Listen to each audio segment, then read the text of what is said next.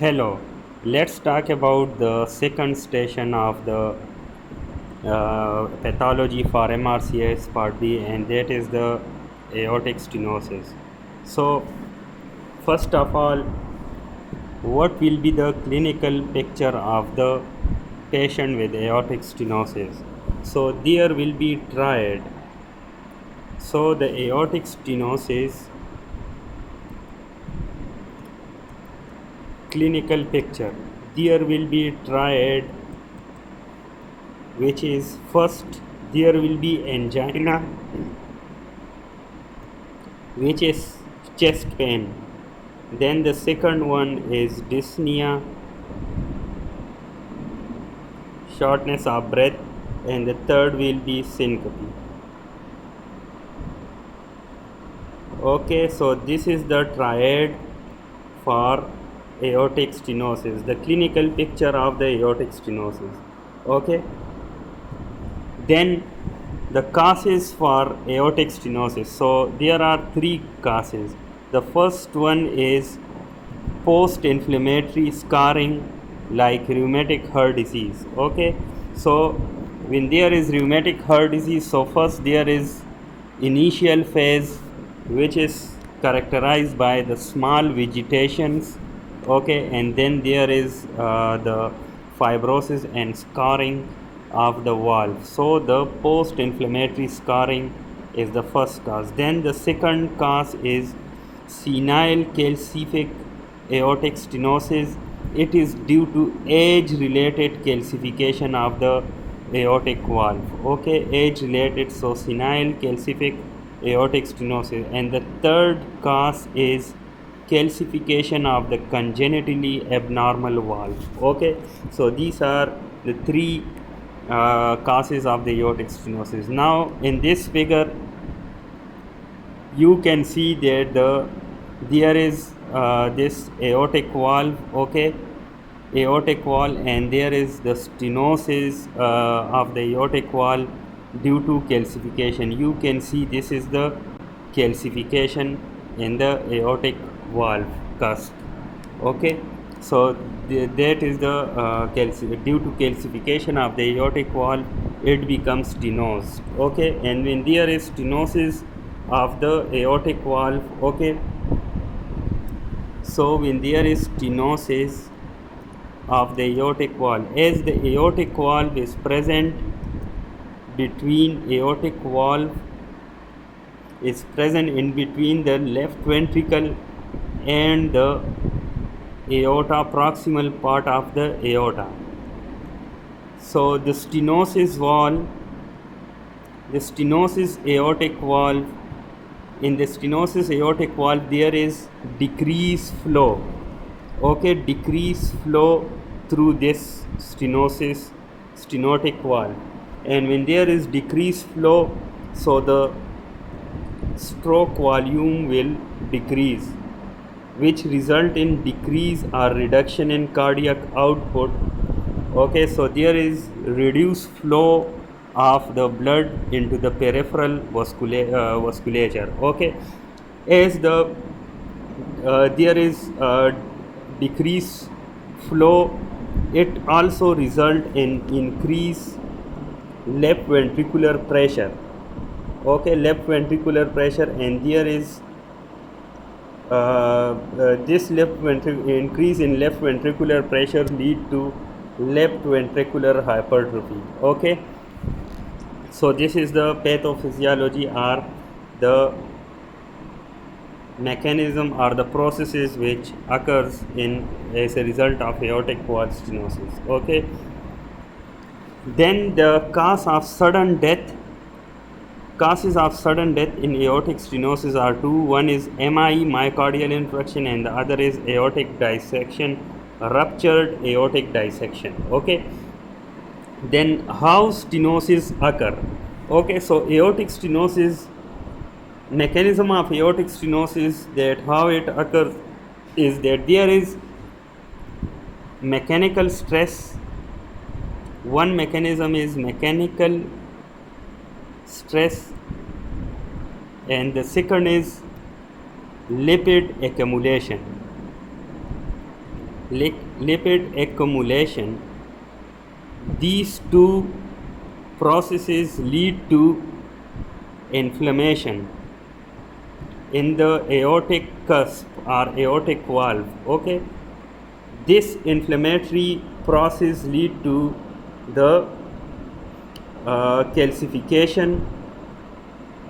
Okay, this inflammatory process lead to calcification of the aortic valve, which causes, this calcification causes stenosis of the aortic valve. Okay, so this is how the aortic stenosis occurs. Okay, so it occurs by lipid accumulation, the inflammation. Okay, and inflammation lead to calcification, and this calcification leads to valve thickening and stenosis. Okay, then the this question that how, what is aortic sclerosis? So aortic sclerosis is atrioventricular valve disease with significant gradient across the valve, which can progress to stenosis. So aortic sclerosis can lead to stenosis. Then this question that why bicuspid valve has highest risk of stenosis in a long term. So as the bicuspid valve, in the bicuspid valve, there is increase in mechanical force. Okay, normally there are three valves in the aortic, but and the mechanical force is distributed in three valves, but now the valves are two, so there is increase in mechanical force. And as I mentioned before, that mechanical stress can lead to inflammatory process. Okay, so that's why bicuspid valve is prone to aortic stenosis. Okay, and why is bicuspid valve susceptible to infective endocarditis? Then the same mechanism is right for the infective endocarditis, that there is increased risk of stenosis and stasis of blood. Okay, so this is about the bicuspid valve. So in the bicuspid valve,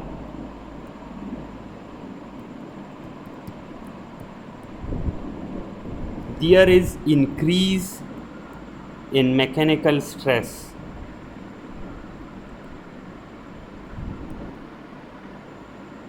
This increase in mechanical stress can lead to stenosis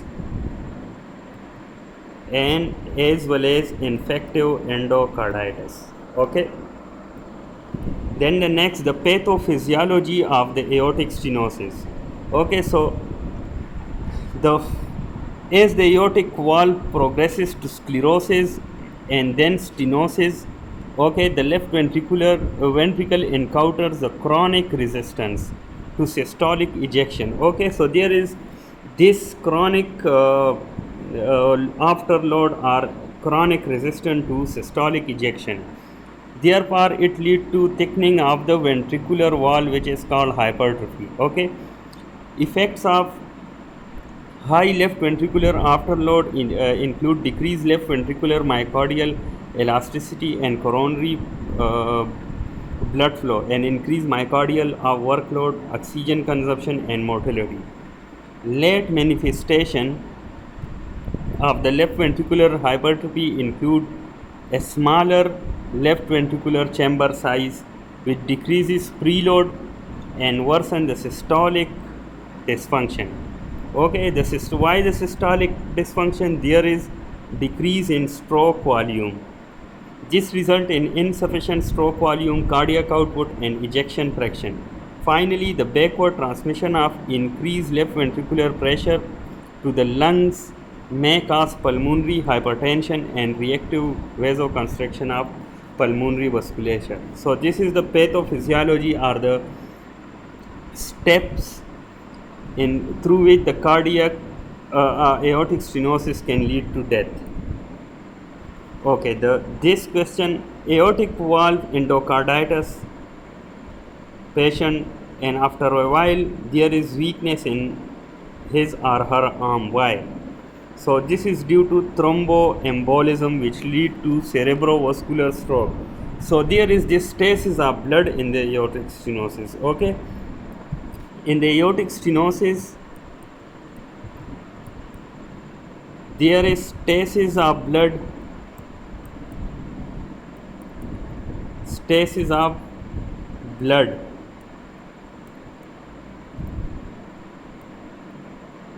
due to increase in end systolic volume, decrease in stroke volume. Okay, now the other question, which coagulation system will not be affected by warfarin initially? So the warfarin, about the warfarin, it inhibit the vitamin K dependent factors, which is factor 2, 7, 9 and 10. Initially it affect factor 7. Okay, factor 7. Therefore it initially, if it affect extrinsic pathway, and then in the later stages it also inhibit or affect the intrinsic pathway. Okay, so that's why initially the intrinsic pathway is not affected by the warfarin. Okay, then the next question, define thrombus. Okay, define thrombus. So thrombus is defined as a product of clotting pathway formed from the constituents of blood and remains in its same position. Okay, so this is thrombus. It is basically the product of clotting pathway, which are intrinsic and extrinsic pathway, and it is the constituents of blood. In the blood there is clotting factors. So from the clotting factors there is formation of thrombus. What complication of non-displaced thrombus? Okay, so when there is thrombus which is not non-displaced, so it causes the infection and inflammation. Okay, infection and inflammation. Then the surgical options for the valve replacement. Okay, so there are 3 surgical options: mechanical valve, which are long lasting valve made of durable materials; tissue valve, which may include human or animal donor tissue; and there is this Ross procedure, which is borrowing of the healthy valve and moving it into the position of the damaged aortic valve. This is Ross procedure. Then the non-surgical option is TAVI and TAVR, which is transcatheter aortic valve replacement. Okay, other options are aortic valve balloon valvuloplasty. Okay, so the valve is widening using a balloon. So this is another option. These pictures are showing the aortic stenosis. Okay, these are the calcification in the aortic cusps. Okay, these are the aortic stenosis. So these are the calcification. Here also the calcification is shown. Okay, so this is about calcification of the aortic valve. So this is about the aortic valve's calcification. Now this question is, if the metallic valve replacement was done and the patient developed endocarditis, why the valve should be removed? So there are 3 reasons. The first is the valve will be a septic focus. Okay, septic focus mean the site for the microbes to attach. Then the second reason is the valves will be dehiscent, and the third is valve vegetation can lead to thromboembolism. Okay, then this question, if we found microscopic branching hyphae on a remove metallic valve, what is the cause? So branching high P will show us the fungal infection, which can be Candida, Aspergillus, Microsporum, Trichophyton, and Epidermophyton. So these can be the fungal infection which can cause the infective endocarditis. One thing about Candida is that it is often associated in those which are IV drug abuser. Okay,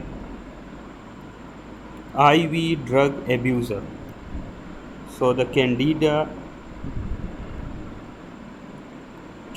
is associated with IV drug users or abusers. Okay. Then there is comparison of mechanical valve and tissue valve. So mechanical valve has excellent durability, 95% at 10 years, low rate of reoperation. Then about the mechanical valve, that it needs warfarin for lifetime. Then mechanical valve is easy to insert, and the thromboembolism rate is 1 to 2% per patient per year. Okay, the bleeding risk is 2% per patient per year. Now about the tissue valve, it is noiseless. Okay, it doesn't make any noise. It does The patient with tissue valve do not need warfarin, but they need only it in the first 3 months. Okay, in the first 3 months. Insertion may be more difficult. This is one of the disadvantage. There is low risk of thromboembolism, about 0 to 1%, and low risk of bleeding, 0 to 1%. Okay, surgery of infected heart valve include.